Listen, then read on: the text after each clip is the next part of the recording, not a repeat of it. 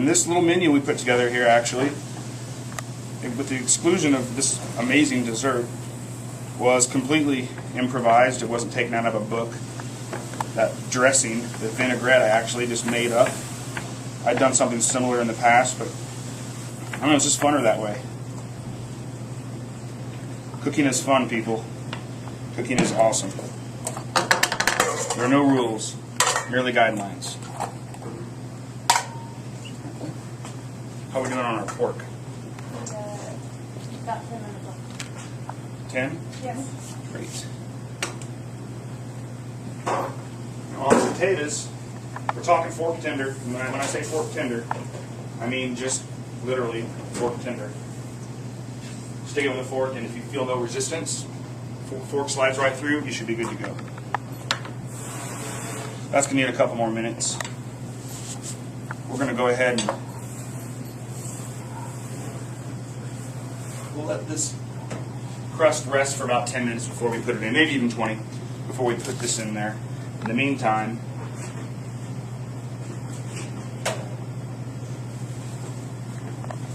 asparagus, lightly salted water, very simple. I'm leaving the rubber band on. It may look weird, but back in the day, in my younger up-and-coming days, the chef would say, blanch me 50 pounds of asparagus. And I tell you what, you get a pot this big, and all the asparagus is going different directions. You're going to spend an hour afterwards, after you strain it, putting everything back in line. The rubber band keeps it straight and together. I got a pair of tongs, please. That's going to go for about 5 minutes or so. Don't want to overcook. Overcooking is bad. There you go.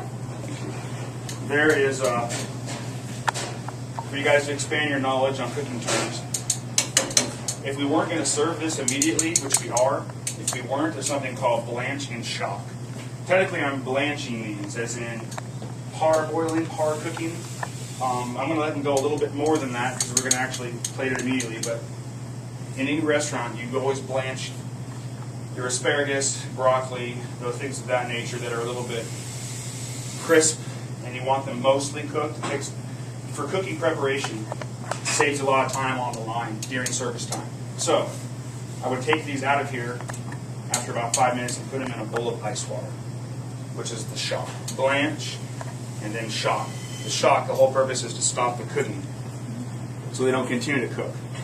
In this case, we're going to pull them out. Probably they're about 90% done, and they'll continue to cook, which is called carryover cooking. We fill you guys with all kinds of fun words. Carryover cooking, which means something will continue to cook after it's removed from the heat source. For example, meats, prime ribs, and things of that nature. But vegetables will do it too.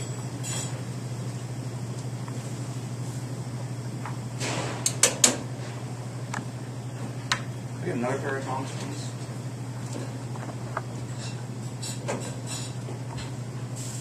So I encourage people to come down to the Grand Central Hotel and Grill in Cottonwood Falls if they don't know about us, because we will set you up. Ask Matt Kaczynski. He knows. Can I say specific names? Is that okay? Sure. I like to throw a shout out to Flint Hills Music. They're awesome. They've done amazing things for myself and my wife's band, which is the Skirts, for those of you that don't know. We're playing this Saturday night at the Noose, just so you know. I'm going to go ahead and turn the heat off on this asparagus and let that sit in for about another minute. In the meantime, I think we should be good to go on our pie crust. We have about another minute left. So work. Thank you, Reba. We're just going to let that sit for a sec. Realistically, you could put it in the fridge. We'll get to that here in just a minute. Let's poke in on our pork.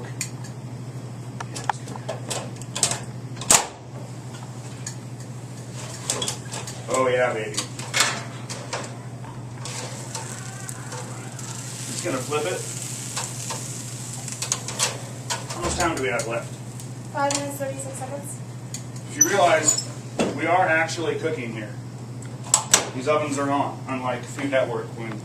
Granted, I love Food Network, don't mean to knock it. But they put something in one oven and pull it out of the next oven 5 seconds later, and neither one of them were really on. But that's the art of television. They're actually cooking. We're actually wearing gloves. I'm going to go ahead and potatoes are almost done. While I'm doing this, we need to talk about timing. Very important, timing. While the pork is cooking, if you get all this other stuff done, I believe one of the questions I answered had to do with timing. So you can see, very green. The water is green. You can actually use that for soup or stock, or you can chill it and have green asparagus water. It's very, very healthy.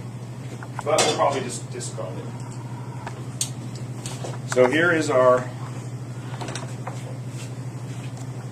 cooked, amazing asparagus. For those of you that don't do the asparagus thing, if you want to do the same process with the broccoli or any kind of a green vegetable or whatever, it applies the same.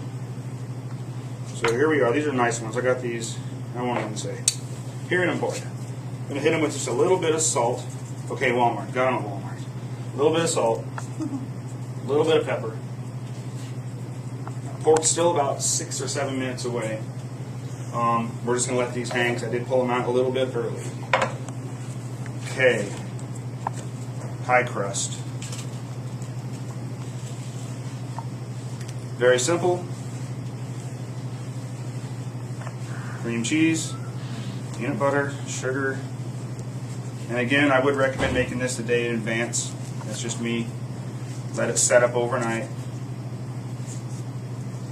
It looks a lot cooler. I'm not going to be able to cut it for you. Well, maybe I will. It looks a lot cooler when you can see it from the side view with the little wedge, just because you get the layer of dark Oreo love mixed with the peanut butter love. It's getting close to lunchtime. We are going to eat all this food, by the way, people, when we're done. Not a bad deal. These students have class again at noon. They're stuck here all day. How's the beef Wellington? Beef Wellington in the oven. We might get a shot of that later. It's out. It's out? Yeah. Have we cut into it yet? Yeah. Oh gosh, is that where everyone's at? I think so. Beef Wellington. Puff pastry wrapped beef tenderloin. Hello. Yeah.